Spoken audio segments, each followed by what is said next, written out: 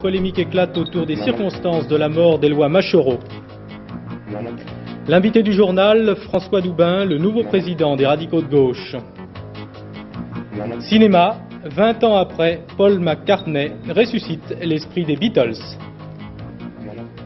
Mesdames, Messieurs, bonsoir. Avant de développer tous ces titres, cette information qui nous est parvenue il y a quelques instants de New York, l'Américain John McEnroe remporte le tournoi des Masters. Comme l'an passé, il bat le Tchécoslovaque Ivan Lendl en 3-7, 7-5, 6-0, 6-4.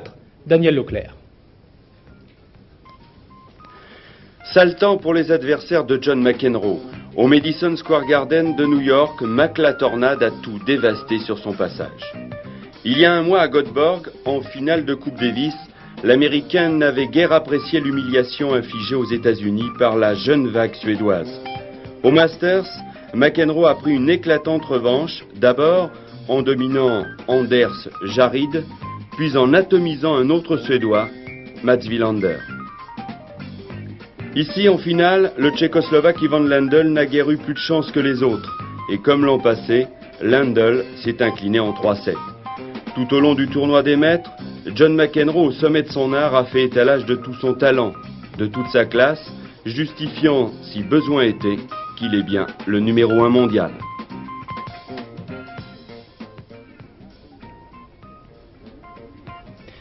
En ce moment même, la Nouvelle-Calédonie se réveille après sa deuxième nuit de couvre-feu, un couvre-feu respecté. Quelques heures auparavant, c'est dans un climat encore très tendu, mais dans le calme, que se sont déroulées les obsèques du jeune Caldoche, tué vendredi dernier. Le reportage de notre envoyé spécial, Fernand Tavares. Ce dimanche a été une journée de deuil pour les communautés calédoniennes. À l'aube, dans le quartier de la Vallée des Colons, en un long cortège, 300 personnes accompagnent le corps d'Yves Tual, 17 ans, abattu vendredi. La cérémonie religieuse s'est déroulée dans le plus grand recueillement en l'église Saint-Jean. Des paroles de paix ont été prononcées par l'officiant qui, tout en soulignant le sentiment d'injustice que devait éprouver la famille, a appelé à la réconciliation, seule possibilité de paix, devait-il préciser, en Nouvelle-Calédonie. Le maire de Thio, oncle du défunt, le maire de Nouméa, M. Larocque, et le président du gouvernement ont assisté à la cérémonie. Peu après, M. Dick Ukewe s'adressait à la population pour lui demander une nouvelle fois de ne plus manifester. Nous engageons la population à respecter les mesures prises dans le cadre de l'état d'urgence et donc à ne participer aujourd'hui à aucune manifestation. Éloi Machoro repose toujours à la morgue de Nouméa car la famille conteste à la fois le rapport balistique et les conditions dans lesquelles il a été tué. Le Haut Commissariat indique ce soir que le leader indépendantiste a d'abord été blessé par balle par les forces de l'ordre. Il devait décéder une demi-heure plus tard, malgré les soins apportés par un médecin. Les obsèques d'Éloi Machoro devraient se dérouler demain après-midi, près de Thio. Au siège du FLNKS, les Kanaks viennent d'annoncer 3 jours de deuil et l'USTKE, syndicat proche du mouvement, a lancé un appel à la grève pour demain et après-demain. Première conséquence, les liaisons aériennes entre Nouméa et Paris risquent d'être sérieusement perturbées. Edgar Pisani a affirmé aujourd'hui qu'il n'y avait jamais eu d'ordre de tirer pour tuer. Quant à la deuxième autopsie, elle a prouvé que la balle avait bien frappé Éloi Machoro de face et qu'elle est du calibre des fusils utilisés par le GIGN. À Paris cet après-midi, le porte-parole du FLNKS, Nalen Urugay, a avancé la thèse d'une collusion entre les forces de l'ordre et un commando d'extrême droite. Il y avait une opération qui était montée pour, avec comme cible précise Éloi Machoro et Marcel Noraro, mais surtout Éloi Machoro, parce qu'ils étaient repérés depuis, quand ils ont commencé à faire mouvement depuis Thio pour venir vers le Lafois, ils étaient repérés par les gardes mobiles et repérés par les guetteurs de Galio, des groupes d'extrême droite qui sont très actifs sur Lafois et Boulou-Paris. Et donc, dans le prolongement de l'affaire du jeune colon qui avait été tué quelques heures avant, Tual, dont on a tout de suite fait porter la responsabilité sur les FLNKS, en dépit de toute preuve, quoi. Pour nous, la question qui se pose maintenant, c'est quelle est la part de responsabilité directe de Pisani. De son côté, à Nouméa, le président du gouvernement provisoire du FLNKS, Jean-Marie Djibaou, a déclaré qu'il était prêt à reprendre le dialogue tout en demandant la restitution de la souveraineté du peuple kanak sur le pays. À Paris, au Club de la presse d'Europe numéro 1, André Lajoigny, le président du groupe communiste à l'Assemblée nationale, a ce soir exprimé ses doutes sur la version officielle de la mort d'Éloi Machoro. Si on avait voulu capturer ces hommes-là, on les aurait capturés. Or, on les a tués. Et les Kanaks disent qu'ils étaient sortis sans armes. Alors, à mon avis, il y a une très grave question. Si la clarté n'est pas faite sur ce problème, sur ce que je pourrais appeler un meurtre, on peut craindre que le dialogue engagé avec le Front de libération kanak ne soit plus possible. Autre réaction, celle de Valéry Giscard d'Estaing, l'ancien président de la République qui s'exprimait devant le Conseil national des jeunes giscardiens, a mis en cause la manière dont le gouvernement a abordé le dossier de la Nouvelle-Calédonie. Deux fautes ont été commises en Nouvelle-Calédonie. La première a été de laisser s'installer pendant plusieurs semaines une situation de désordre qui fait que les hommes de désordre croient qu'il n'y a plus de limite. L'autre faute a été d'indiquer que l'indépendance pourrait être subie par la Nouvelle-Calédonie contre la majorité de sa population.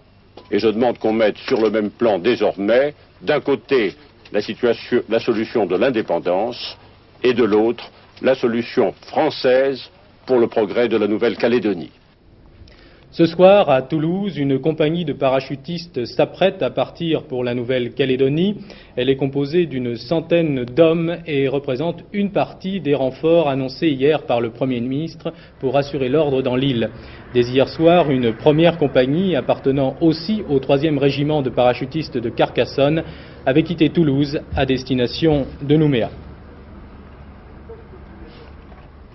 Voilà donc pour l'essentiel de ce qu'on pouvait dire ce soir sur ces événements de Nouvelle-Calédonie. Pas de surprise, c'est François Doubin qui remplacera Jean-Michel Baillet à la tête du mouvement des radicaux de gauche. François Doubin a été élu ce matin au congrès de Marseille, un congrès qui a eu pour thème l'élargissement de la gauche. Dans quelques instants, nous allons retrouver le nouveau président du MRG en compagnie de Michel Naudy. Mais auparavant, Hubert Coudurier nous fait le compte-rendu de ce congrès. Stagnation ou élargissement, les congressistes ont été confrontés ce week-end à cette difficile alternative. Et l'élection attendue de François Doubin n'a sans doute pas résolu le malaise cristallisé par les interventions impétueuses du candidat malchanceux Jacques Lévy. Cela a tout de même remis un peu d'animation dans un congrès à ses termes. Michel Crépeau rejetant en effet vigoureusement toute tentation masochiste au moment où le MRG a une chance de casser la bipolarisation politique. Tout le monde est conscient que la radicalisation de l'opposition, l'isolement du PC et l'introduction de la proportionnelle ouvrent des perspectives. Encore faut-il avoir un message suffisamment clair à l'égard de cet électorat modéré qui est visé. Monsieur Doubin, ma première question sera simple. À quoi servez-vous ? À quoi sert le mouvement des radicaux de gauche, surtout depuis l'arrivée de monsieur Fabius à Matignon, qui présente, me semble-t-il, l'inconvénient pour vous de faire votre politique sans le dire et pas tout à fait pour votre compte ? Le mouvement des radicaux de gauche est un parti de gauche, et comme tel, il sert à ce à quoi servent tous les partis, c'est-à-dire à former des hommes politiques responsables et à servir de courroie de transmission entre la démocratie locale, celle que l'on fait dans ses mairies, sur le terrain, et le niveau national. À ce titre, il a toujours eu deux objectifs, deux terrains fondamentaux, qui sont celui des libertés et de la solidarité, si l'on veut prendre les thèmes les plus généraux, et plus concrètement, c'est un parti qui soutient des actions les unes après les autres, qui est un parti de pragmatisme, qui est un parti de projet. Mais est-ce que vous croyez que ça suffit pour faire la différence avec le Parti socialiste ? Parce qu'il y a des échéances électorales. Mon problème n'est pas de faire la différence avec le Parti socialiste. Mon problème est de parler... Mais pas du tout. Mon problème est de parler aux Français, de les écouter aussi, parce que les hommes politiques parlent trop et n'écoutent pas assez. Et chaque fois qu'il y a des initiatives à prendre, des projets à mener, nous les menons avec nos idées, avec nos méthodes, compte tenu de ce que nous sommes. Je ne vois pas pourquoi on devrait fusionner avec l'un ou avec l'autre. Alors, un de vos projets, justement, c'est quand même le centre-gauche. Ma Oui. question est simple. Où est le centre-gauche? On ne se souvient plus tellement des deux forts. Le score que vous avez fait aux élections européennes n'était pas des plus remarquables, c'est le moins qu'on puisse en dire. Alors, est-ce que le centre-gauche existe? Est-ce que le centre-gauche, c'est pas tout simplement la droite? Écoutez, le centre, c'est un terrain de manœuvre. C'est un terrain sur lequel la gauche ou la droite, selon les cas, viennent, déposent un certain nombre de projets, mènent un certain nombre de combats ou de discussions.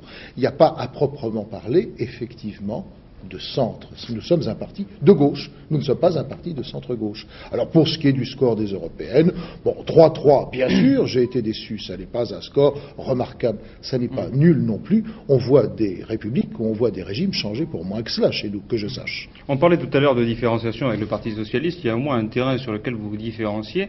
C'est que j'ai remarqué que vous aviez critiqué de manière nette la dérive présidentialiste des institutions de la Ve République. Est-ce que vous avez remarqué que sur ce point seulement, vous disiez exactement la même chose que M. Marchais? Écoutez, je ne sais pas si je dis la même chose que M. Marchais. Ce que je sais, c'est que je le dis, moi, depuis 1958. Et qu'en 1958, il y avait des gens qui ne votaient pas cette Constitution, qui étaient M. Mendès France, beaucoup de radicaux, et M. Mitterrand.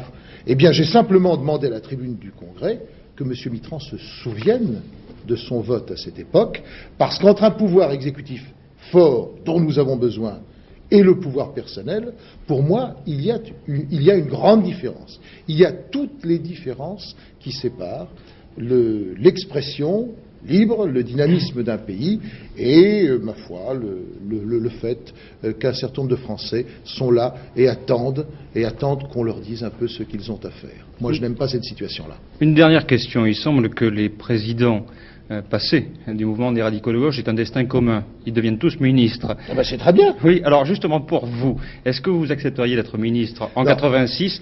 Laissez-moi finir ma question. Oui. Est-ce que vous accepteriez d'être ministre en 86 d'un gouvernement plus ou moins d'union nationale, présidé par M. Chaban-Delmas, au cas où la droite l'emporterait les élections législatives? Écoutez, alors là, c'est tout à fait clair. Premièrement, je ne suis pas sûr du tout que la droite emporte les élections législatives. Et en tout cas, nous ferons tout ce que nous pourrons pour l'éviter. C'est une hypothèse. Ensuite, oui, c'est vraiment une hypothèse.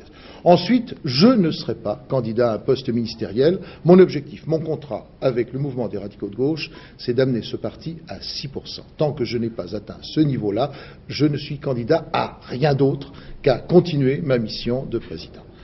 Mais pour que ce gouvernement se forme, il faut deux conditions. D'abord, c'est le président de la République qui choisira le Premier ministre. Le président de la République, c'est François Mitterrand. C'est déjà une première source ou une première raison de faire confiance. Et puis la deuxième, il y aura un programme. Alors, si c'est le président de la République qui constitue ce gouvernement, s'il y a un programme qui nous va, pourquoi voulez-vous qu'il n'y ait pas le plus possible d'hommes de gauche dans ce gouvernement? J'ai beaucoup d'amis, ce parti comporte un certain nombre de gens tout à fait remarquables, eh bien, je ne vois pas pourquoi il n'irait pas à ce gouvernement. Merci. Voilà. Si les Américains continuent à installer des fusées en Europe, les négociations sur le désarmement seront remises en cause. C'est en substance ce qu'a déclaré aujourd'hui le ministre soviétique des Affaires étrangères, Andreï Gromyko. Le chef de la diplomatie soviétique a ajouté qu'il avait annoncé cette condition à Georges Schulz lors de leur rencontre à Genève. Autre condition avancée par Moscou, la prise en compte des forces de frappe françaises et britanniques dans les négociations. Et ce soir, à Washington, le secrétaire d'État George Shultz a affirmé que les États-Unis poursuivraient le déploiement des euromissiles. À Rome, un diplomate libyen a été assassiné ce matin alors qu'il sortait de son domicile. Le meurtre a été revendiqué à Londres par le groupe Boulkan. Ce groupe avait déjà revendiqué un attentat semblable également à Rome il y a tout juste un an. Qu'y a-t-il de commun entre Louis Pasteur, Jean-Paul Sartre, Georges Pompidou et Laurent Fabius ? Eh bien, ils sont tous passés par l'école normale supérieure. Le Premier ministre était donc le mieux placé pour annoncer une réforme de ces écoles normales supérieures. Émilie Rafoul, qui elle n'est pas normalienne, en a profité pour entrer dans le sanctuaire des grosses têtes.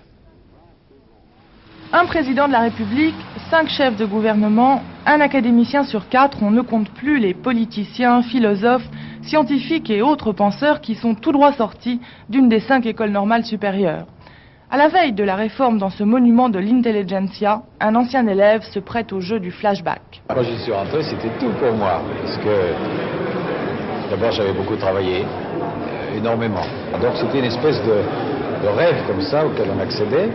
Et puis tout d'un coup, après les années de difficulté, moi j'étais littéraire, donc c'était époque handicap, c'était la liberté. D'ailleurs, le directeur de l'école, quand il nous a accueillis, a dit, c'est une plaisanterie fine, messieurs, à l'époque c'était pas mixte, messieurs, vous entrez ici dans une maison de tolérance. Rire gras. La non-mixité posait un problème? Ça posait un problème physiologique, vous voulez dire? Non, c'était une autre époque. Moi, j'étais à Normal dans les années 66, 67, 68. Oui. Mais à l'époque, il n'y avait pas la même mixité généralisée que maintenant. Maintenant, comme vous avez la mixité dans les lycées, les collèges, ce serait très difficile à comprendre que l'école normale ne soit pas mixte. Mais à l'école, c'était plus séparé. Mais quand même, on avait des contacts à tous égards avec l'école normale des filles. L'un des points, et non des moindres, de cette réforme sera justement la fusion des deux grandes écoles françaises encore non mixtes, celle de la rue d'Ulm et l'école de Sèvres. Laurent Fabius a tracé hier les grandes lignes de cette réforme. Il a notamment annoncé des facilités d'accès aux entreprises privées pour les normaliens qui posséderont déjà leur doctorat avec, en prime, une dispense de rembourser les fameux 10 ans à l'État. Bref, une adaptation de Normal Sup aux nécessités du présent. Adaptation, mais pas banalisation. L'école normale supérieure doit rester un cadre exceptionnel et elle peut le rester si nous savons la moderniser, l'adapter à un monde qui change. Cinéma, c'est ce week-end que s'ouvre le 13e festival du film fantastique à Avoriaz. L'un des événements de ce festival sera à coup sûr la projection du film de Neil Jordan, La Compagnie des loups. Selon son auteur, ce film est à la fois une leçon d'éducation et de libération sexuelle. Voici quelques images de La Compagnie des loups.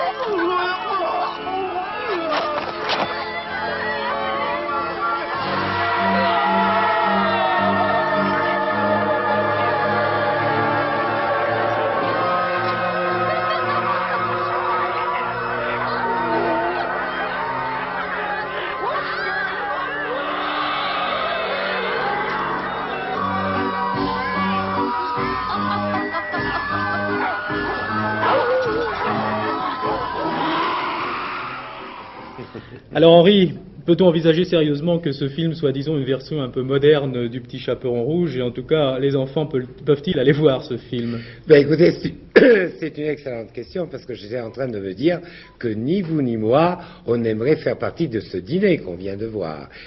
Je crois que les enfants d'aujourd'hui sont habitués aux images et surtout, disons, au côté farceur des effets spéciaux.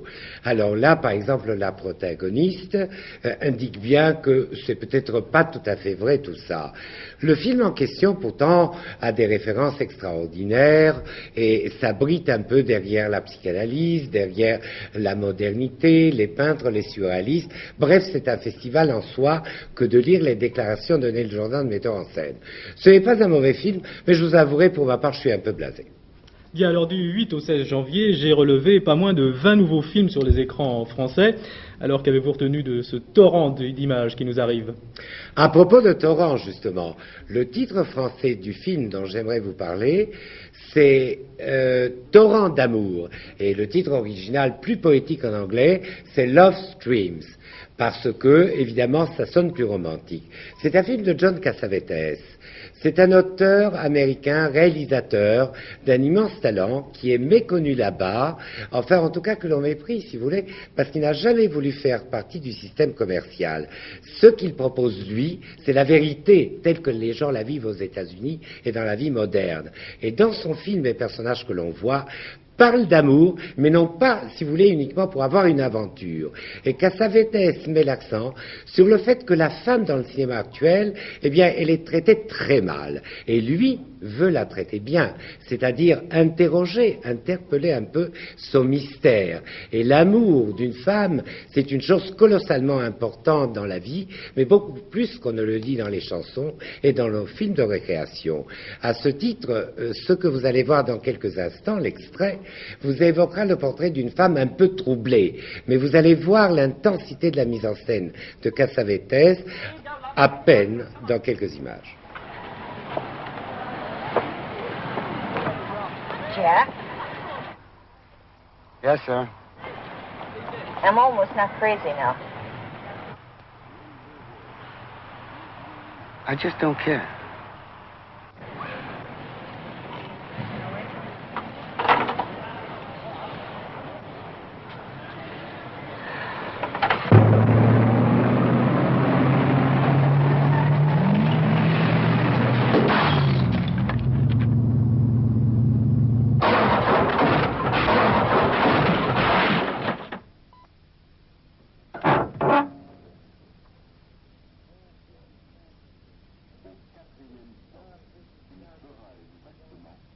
Alors après ces images un peu éprouvantes, mais le film est vraiment très très bon et je le recommande, je voudrais évoquer le retour du Beatle, parce que c'est un film signé Peter Webb, mais c'est un film de Paul McCartney. Ce n'est pas du tout comme on pourrait l'imaginer un clip.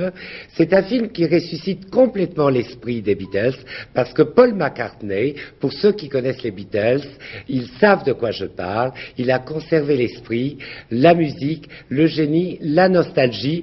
En un mot, c'est l'éternel adolescent avec sa rêverie, mais ce n'est pas de la guimauve. Je vous prie de regarder ces images. On aimerait vraiment que ce soit un peu plus long. Je terminerai là-dessus parce que j'aurai rien à commenter après.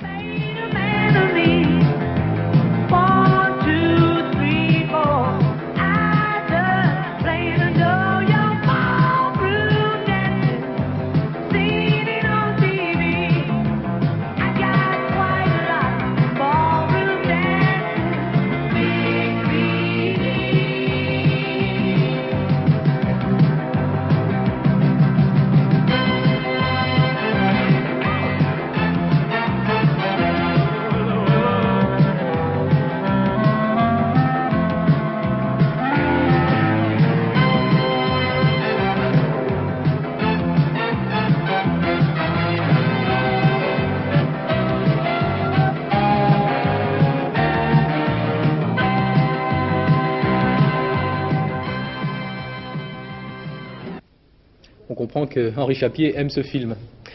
Il y avait un tiercé cet après-midi à Vincennes, dans le prix de Rouen. Il fallait jouer le 12, le 5 et le 10. Cette combinaison gagnante rapporte pour 5 francs et dans l'ordre 1827 francs 50 et dans un ordre différent 365 francs 50.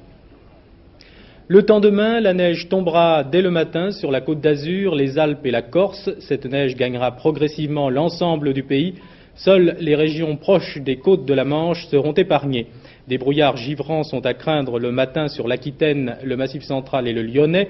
Les températures ne dépasseront pas moins 10 à moins 6 à l'intérieur, moins 6 à plus 4 près des côtes et en Corse. Voilà, ce journal est terminé. Dans quelques instants, ne manquez pas le cinéma de minuit avec le film de Ida Lupino, Outrage. Très bonne soirée sur FR3. Demain, à 22h25, vous retrouverez Jean-Jacques Perrault. Avant de nous quitter, voici le rappel des titres que nous avons développés au cours de ce journal.